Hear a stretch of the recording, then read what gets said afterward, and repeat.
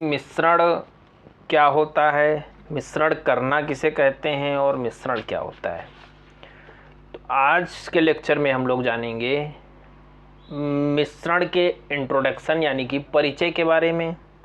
उसके बाद हम लोग उसके ऑब्जेक्टिव के बारे में जानेंगे, यानी कि जो अगर हम लोग मिश्रण कर रहे हैं तो उसमें जो है उसके क्या ऑब्जेक्टिव, क्या उद्देश्य हैं, उसके बारे में हम लोग जानेंगे। फिर हम लोग जानेंगे एप्लीकेशंस के बारे में जानेंगे, यानी कि मिश्रण के उद्देश्य के बारे में जानेंगे। फिर उसके बाद हम लोग जानेंगे फैक्टर अफेक्टिंग मिक्सिंग के बारे में।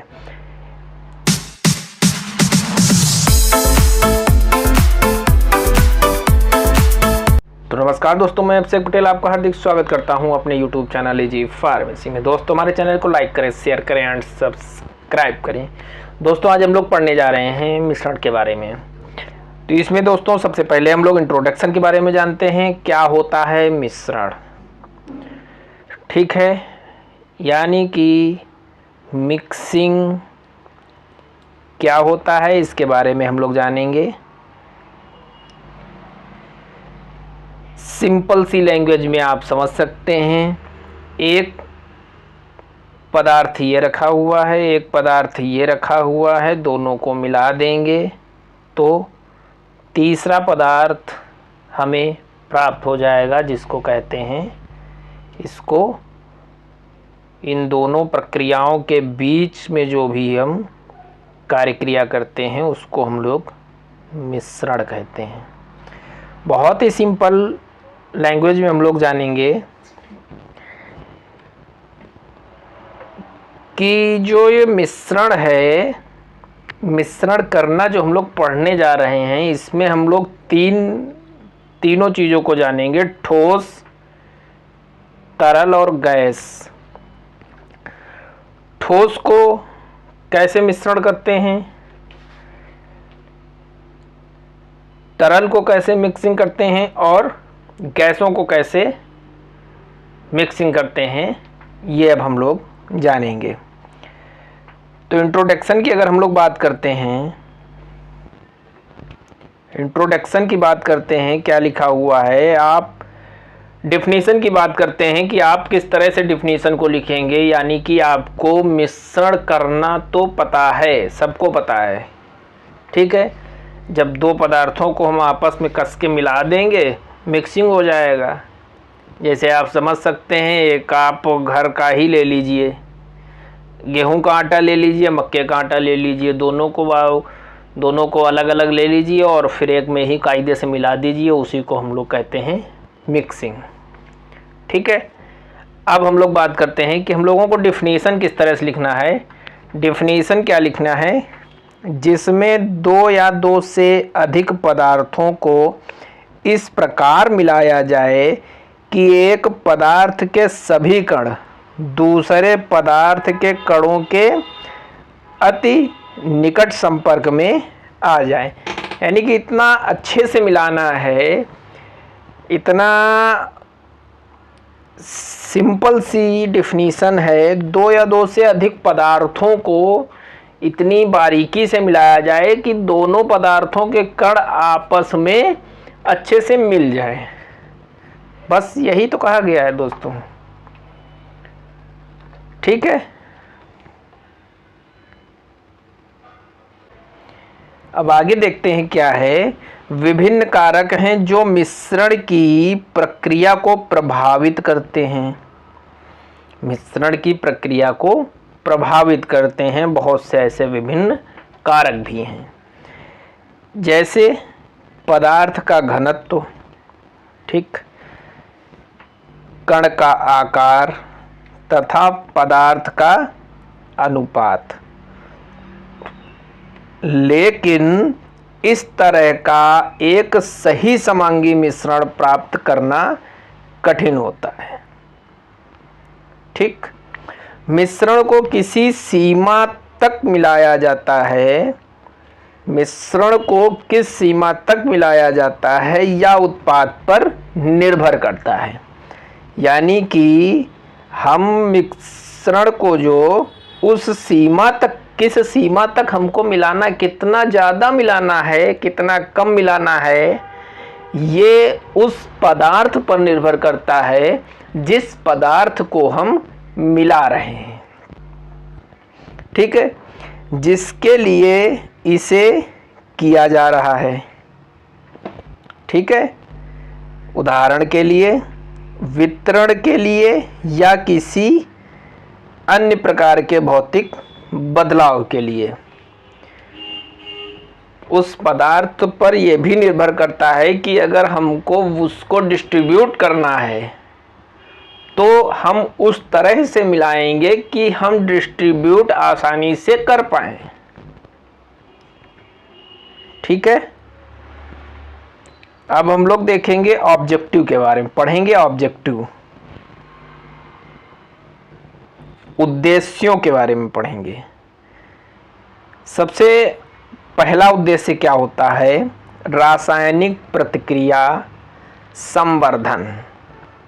ठीक है, इसमें क्या है, रासायनिक उद्योगों में यह उचित रूप से प्रतिक्रिया जारी रखने के लिए मिश्रण का उपयोग किया जाता है। ठीक, जिसके लिए प्रतिक्रियाशील पदार्थों के बीच निकट संपर्क की आवश्यकता होती है। ठीक है, सेकंड क्या है? सामान्य भौतिक मिश्रण। सामान्य भौतिक मिश्रण क्या होता है? मिश्रण द्वारा दो या दो से अधिक मिश्रण तरलों को सामान्य भौतिक मिश्रण तथा सामान्य रूप से वितरित ठोस पदार्थ का मिश्रण प्राप्त किया जाता है।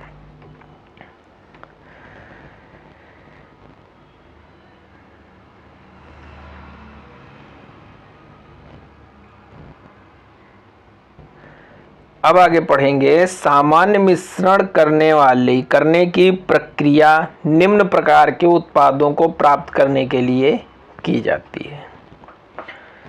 जैसे वास्तविक विलयन होता है, ये विलयन तब बनते हैं जब दो या अधिक अमिश्रणीय तरल पदार्थ एक दूसरे के साथ मिश्रित होते हैं। वास्तविक विलयन कब बनता है? क्या है कि जब दो या अधिक अमिश्रणीय पदार्थ एक दूसरे के साथ मिश्रित होते हैं, तब हमको वास्तविक विलयन प्राप्त होता है। ये एक एमसीक्यू क्वेश्चन बन सकता है कि वास्तविक विलयन हमको कब प्राप्त होता है, वास्तविक विलयन कब प्राप्त होता है। तो उसमें क्या लिखना है? जो ऑब्जेक्टिव क्वेश्चंस रहेंगे उसमें आंसर में एक में रहेगा दो या अधिक अमिश्रणीय तरल पदार्थ एक दूसरे के साथ मिश्रित होते हैं, तब जो है वास्तविक विलयन प्राप्त होता है। ठीक, अब पायस इमल्सन ये तब बनते हैं। इमल्सन कब बनता है? जब दो अमिश्रणीय तरल पदार्थों को एक पायसी कारक के साथ मिलाया जाता है, यानी इमल्सिफाइंग एजेंट के साथ जब मिलाया जाता है दो अमिश्रणीय तरल पदार्थ। इमल्सन कब बनता है? जब दो अमिश्रणीय तरल पदार्थ को एक इमल्सिफाइंग एजेंट यानी कि पायसी कारक के साथ जब मिलाते हैं तब हमको इमल्सन प्राप्त होता है। एक बार और ध्यान से सुनेंगे, इमल्सन कब प्राप्त होता है? जब दो तरल पदार्थों को इमल्सिफाइंग एजेंट के साथ मिलाया जाता है, तब इमल्सन प्राप्त होता है। ठीक, अब हम बात करते हैं, अब हम लोग पढ़ते हैं सॉल्यूशन के बारे में, यानी विलयन क्या होता है। विलयन क्या है? ये तब बनते हैं जब किसी भी विलेय यानी ठोस को एक विलायक यानी वाहक के साथ मिलाते हैं। ठीक, कैसे? सॉल्यूशन कब बनता है? जब किसी सॉलिड को व्हीकल के सॉल्वेंट के साथ मिलाते हैं, तब जो है एक सॉल्यूशन बनता है, एक विलयन बनता है। कैसे, क्या है? एक एग्जाम्पल के तौर पर हम लोग विलयन को एक एग्जाम्पल के तौर पर समझते हैं। नमक, जो खड़ा नमक आता है जिसको दानेदार नमक या टोर्रा नमक बोलते हैं, उसको जब पानी में डाल दोगे वह पूरी तरह से घुल जाएगा, तो वो एक सॉल्यूशन बन जाएगा। ठीक, अब हम लोग बात करते हैं, हम लोग पढ़ते हैं सस्पेंशन के बारे में।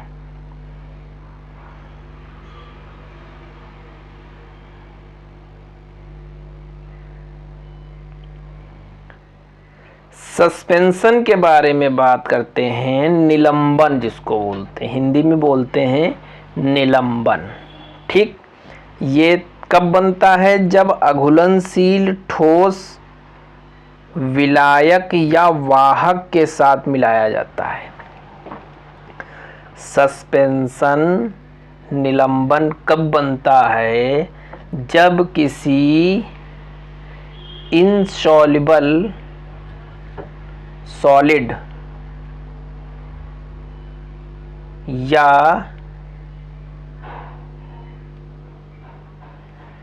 जब एक इनसॉल्युबल सॉलिड को हम मिलाते हैं किसके साथ? सॉल्वेंट या व्हीकल के साथ, तब जो है ये सस्पेंशन बनता है। बहुत सिंपल वे में समझो, जब किसी अघुलनशील ठोस पदार्थ को विलायक या वाहक के साथ, सॉल्वेंट के साथ मिलाते हैं, तब हमको सॉल्यूशन प्राप्त होता है। ठीक, अब हम लोग पढ़ते हैं ऑइंटमेंट यानी कि मलहम या सपोसिटरीज के बारे में। ठीक, मलहम सब लोग जानते हैं, पुराने समय में और अब भी घाव पर मलहम रखा जाता है जिससे घाव भर जाता है। अब ये कैसे बनता है ये हम लोग जानेंगे। ये तब बनते हैं जब कोई ठोस अथवा द्रव को किसी अर्ध ठोस आधार के साथ मिलाया जाता है। बात समझो, मलहम कब बनता है? जब किसी ठोस या अर्ध ठोस के साथ तरल को मिलाया जाता है। ठीक, जब किसी ठोस अथवा द्रव को अर्ध ठोस के साथ मिलाया जाता है, तब जो है इमल्सन ऑइंटमेंट बनता है, या फिर उसको मलहम कहते हैं, वो बनता है।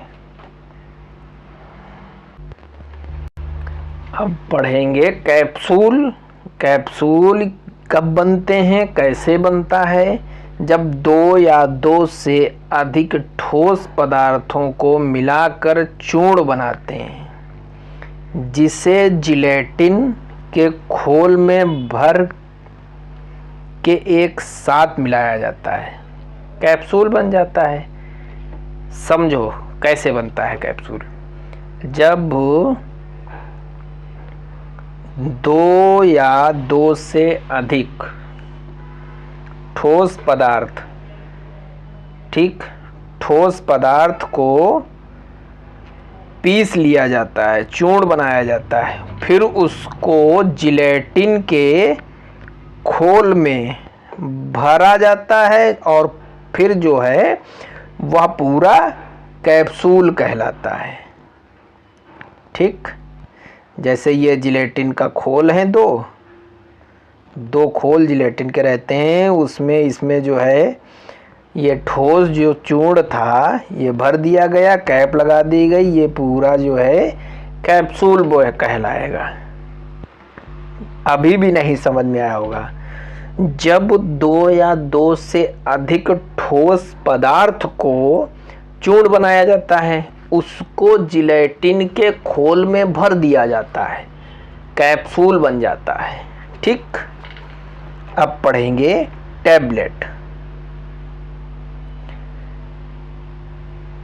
ठीक, टैबलेट पढ़ने वाला नहीं है, टैबलेट खाने वाले टैबलेट की हम लोग बात कर रहे हैं। ठीक, या कैसे बनता है? ये तब बनते हैं जब 2 या 2 से अधिक ठोस पदार्थ को मिलाकर चूर्ण बनाया जाता है।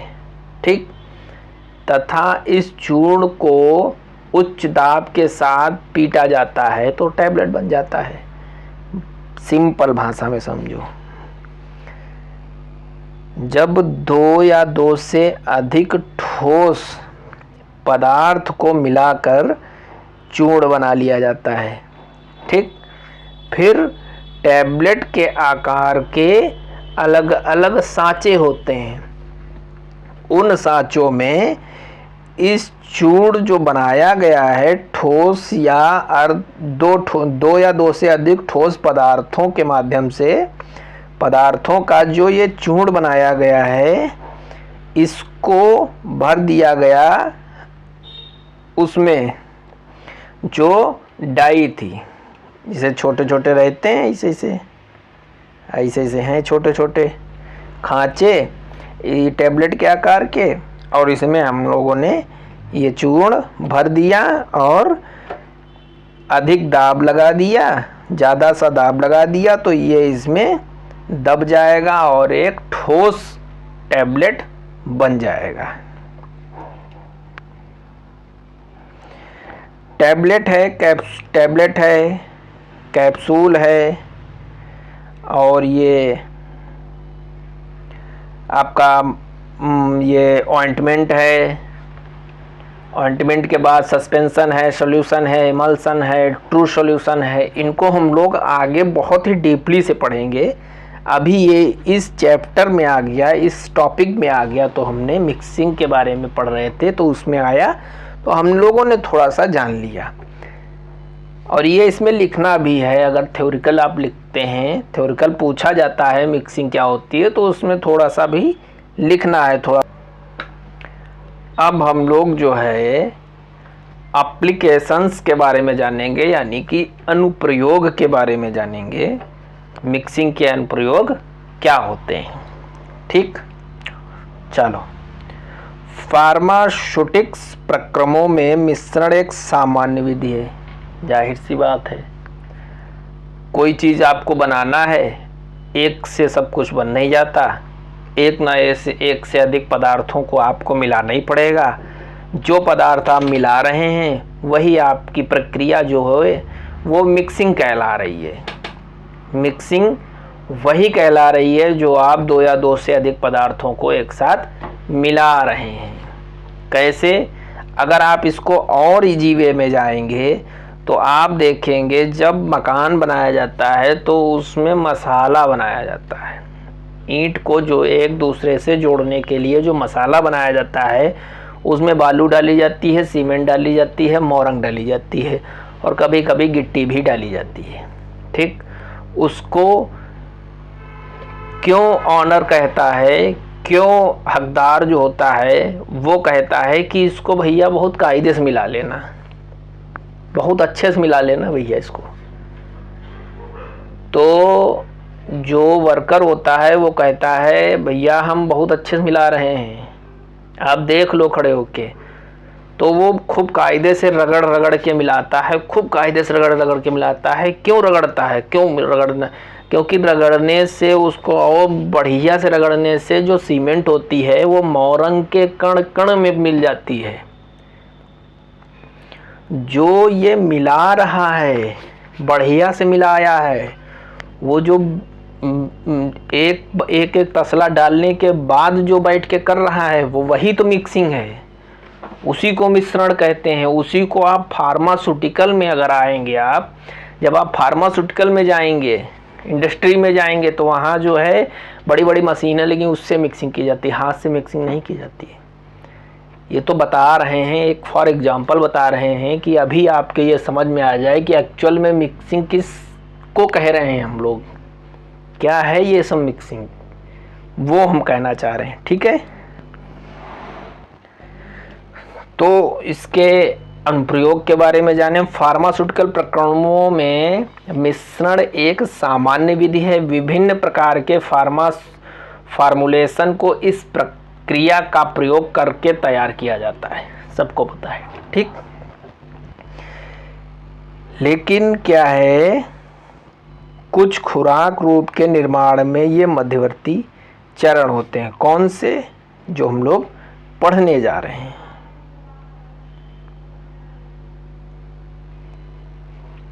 पहला है टैबलेट तथा कैप्सूल के निर्माण के दौरान दानेदार चूर्ण बनाने के लिए नमी युक्त मिश्रण का प्रयोग किया जाता है। ठीक, टैबलेट है और कैप्सूल है, इसके पाउडर को दानेदार बनाने के लिए नमी युक्त मिश्रण का प्रयोग किया जाता है जिसमें मॉइस्चर हो। ठीक, सेकंड क्या है, टैबलेट को सरलता से संपीड़ित करने के लिए विभिन्न पदार्थों को शुष्क मिश्रण द्वारा मिलाया जाता है। इसमें नमी युक्त, इसमें शुष्क मिश्रण को मिलाया जाता है। ठीक है, थर्ड क्या है, कैप्सूल मिश्रित चूर्ण तथा शुष्क सिरप के निर्माण में चूर्णों का शुष्क सम्मिश्रण बनाया जाता है। ठीक, फिर क्या है, फोर्थ क्या है, कैप्सूल के निर्माण के लिए पैलेट्स बनाए जाते हैं। ठीक, अब हम लोग पढ़ेंगे मिश्रण को प्रभावित करने वाले कारक, जो मोस्ट इम्पॉर्टेंट है। क्या है? फैक्टर अफेक्टिंग और मिक्सिंग, यानी फैक्टर अफेक्टिंग मिक्सिंग। क्या? मिश्रण को प्रभावित करने वाले कारक। कोई चीज़ आप बना रहे हैं तो उसमें फैक्टर अफेक्टिंग जरूर होगा। ठीक, कौन कौन से हो सकते हैं, बात करते हैं हम। मान लीजिए आप घर में दो, आप सीमेंट मोरंग पर थे, वहीं चलिए, वहीं से समझ लीजिए। लेबर जो है, वर्कर जो है, वो अपना मिक्सिंग कर रहे हैं, ध्यान नहीं दिए, उसमें क्या हुआ, ईंट आ गई, ईंट का कंकड़ आ गया, बालू आ गई, धूल, मिट्टी आ गई, तो वो फैक्टर इफेक्टिंग का काम करेगी। कब? जब आप उसको जोड़ाई करेंगे, ईंट की जोड़ाई करेंगे तब, क्योंकि ईंट से जो है चिपकेगी नहीं, जब मिट्टी उसमें मिल जाएगी तब। फिर मसाला ख़राब हो जाएगा अगर उसमें मिट्टी मिल जाएगी। तो इससे तो तब क्या करते हैं लोग, इसीलिए पहले नीचे जो है बहुत बढ़िया से झाड़ू लगा लेते हैं, साफ़ कर लेते हैं, या फिर बढ़िया अपना नया ईंटा बिछा लेते हैं, तब जो है उस पर मसाला डालते हैं। ठीक, वही चीज़ यहाँ बताई गई है। देखो, पहला क्या है, सतही प्रकृति, सरफेस नेचर। सरफेस नेचर में क्या है, छिद्रों में सक्रिय पदार्थ। ठीक, खुरदुरी सतह, मेन क्या है यहाँ पे, आप ये समझ लीजिए, खुरदुरी सतह। जब आप मिक्सिंग किसी चीज़ की ज़मीन में कर रहे हैं, फर्श पे कर रहे हैं, अगर उसमें सतह खुरदुरी होगी तो वह मिक्सिंग सफल नहीं होगी, बहुत ही अच्छे से आप मिक्सिंग नहीं कर पाएंगे। ये एक फैक्टर है, फैक्टर अफेक्टिंग मिक्सिंग है। ठीक। सेकंड क्या है, कण का घनत्व, मिश्रण प्रक्रिया का अचानक रुक जाना या उच्च घनत्व वाले छोटे कणों की उपस्थिति विमिश्रण प्रक्रिया को तेज कर देते हैं। ठीक, क्योंकि उच्च घनत्व वाली सामग्री नीचे की ओर जाती है और अवशेष नीचे रह जाते हैं।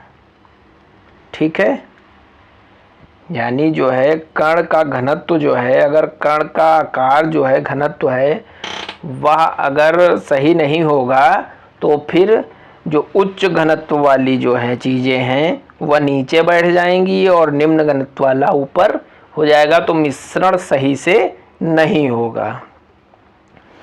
कण का आकार, फैक्टर इफेक्टिंग में कण का आकार बहुत प्रभावशील है। कैसे? कण के आकार में क्या है कि अगर आपको बता दें कि उसी लाइन में जाइए आप, मकान जब बनाते हैं तो उसमें एक बड़ी गिट्टी आती है और मोरंग और बालू और सीमेंट, जब आप इन सब चीज़ों को मिलाते हैं तो क्या होता है कि बड़ी गिट्टी ऊपर आ जाएगी और जो महीन महीन कण है वो सब नीचे चले जाएंगे। इसलिए यहाँ पे क्या बताया गया है कि जो कण का आकार है वो समान होना चाहिए, मतलब बड़ा छोटा महीन पाउडर ये सब नहीं होना चाहिए, कण का आकार जो है समान होना चाहिए।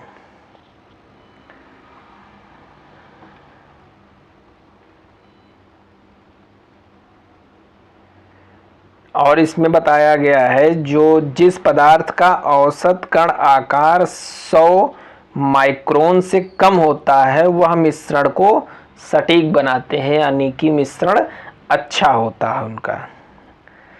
कण आकृति,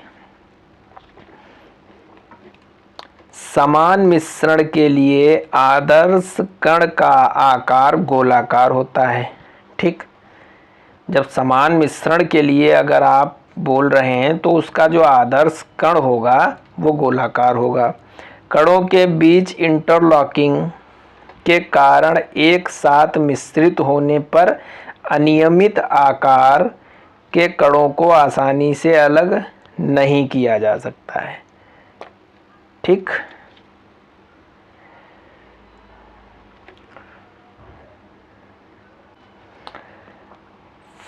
फिफ्थ क्या है, कण आवेश। फिफ्थ क्या है, कण आवेश। कणों का पृथकीकरण या समुच्चय कण पर उपस्थित आकर्षण बल के कारण होता है जो इलेक्ट्रोस्टैटिक आवेश के कारण उत्पन्न होता है। ठीक, नेक्स्ट क्या है, पदार्थ अनुपात। दो पदार्थों के समान भार तथा आयतन का मिश्रण करके परिशुद्ध परिणाम प्राप्त किए जा सकते हैं। दो चूर्णों के बढ़ते भार के क्रम में मिलाया जाता है यदि उनका अनुपात में अधिक अंतर होता है तब। ठीक, तो दोस्तों हम लोगों ने पढ़ लिया है, मिक्सिंग के इंट्रोडक्शन के बारे में जान लिया है। अब हम लोग आगे जानेंगे मिश्रण करने के उपकरण के बारे में। मिश्रण करने के जो उपकरण होते हैं, जो इक्विपमेंट आते हैं, उनके बारे में हम लोग जानेंगे। दोस्तों हमारे चैनल को लाइक करें, शेयर करें एंड सब्सक्राइब करें।